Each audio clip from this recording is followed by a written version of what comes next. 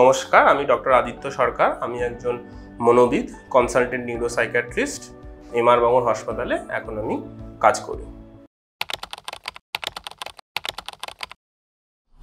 মাইগ্রেনের সাথে অটিজমের সম্পর্ক রয়েছে।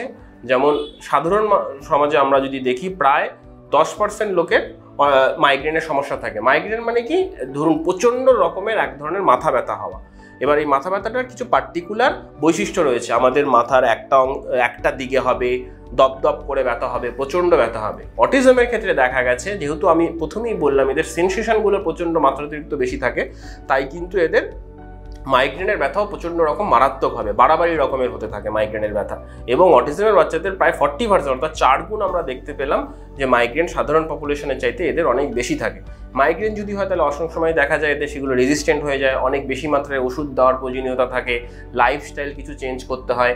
তবে অটিজমের সাথে কিন্তু আমাদের মাইগ্রেনের সম্পর্ক বেশ ভালোভাবেই রয়েছে, এবং অটিজমের বাচ্চাদের মাইগ্রেন বেশ বেশি রকমভাবেই হয়।